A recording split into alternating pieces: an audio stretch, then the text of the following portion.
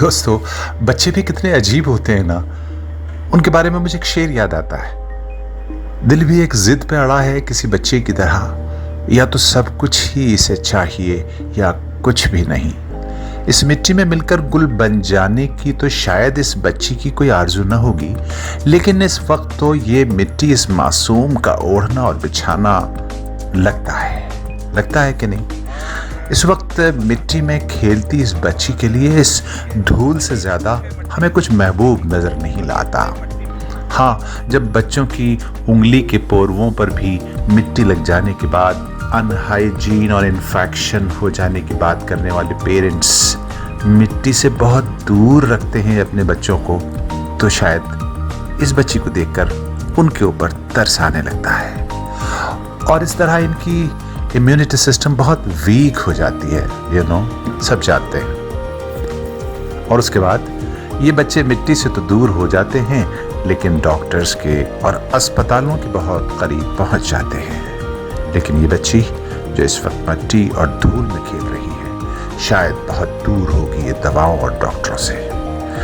Mobile के radiations और TV के पॉल्यूशन से दूर ये बच्ची मजबूत और मौज में नजर आ रही है। बच्चों को मिट्टी से दूर रखने वाले पेरेंट्स को शायद ये नहीं मालूम इसी मिट्टी से पैदा होकर इसी मिट्टी में मिल जाने वाले इंसान के लिए कितनी ज़रूरी होती है ना ये मिट्टी। और फिर अपने वतन की मिट्टी की तो बात ही कुछ और है। इससे रिश्ते बनाए रखने की भी शायद हम सबको ज़रूरत है। ओ हीर मेरी तू हंसती रहे तेरी आंख घड़ी। हमारे लिए एक पैगाम है इस बच्ची के खेलते हुए, मिट्टी में खेलते हुए इस बच्ची से।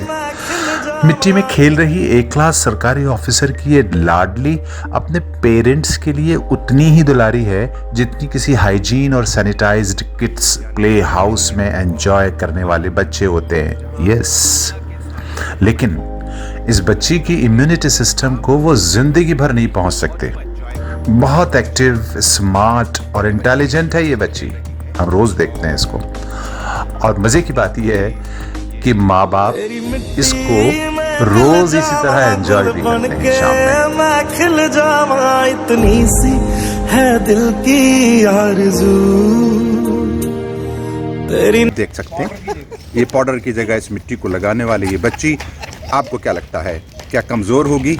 हमें लगता है कि शायद ये देश की सबसे ज्यादा मजबूत बच्ची हो सकती है।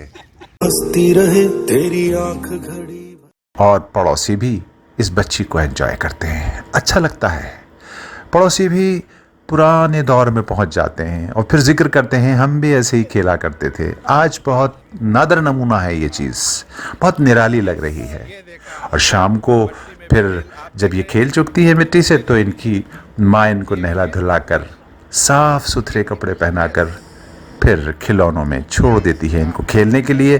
थकी हारी बच्ची फिर सो जाती है और वापस फिर नई रोशनी और तवानाई के साथ अगले दिन ये खेलने में मसरूफ़ हो जाती है।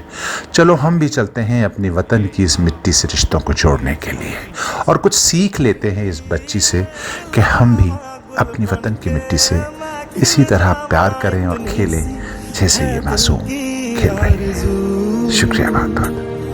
तेरी नदियों में बह जावा तेरे खेतों में लहरावा इतनी सी है दिल की आरज़ू।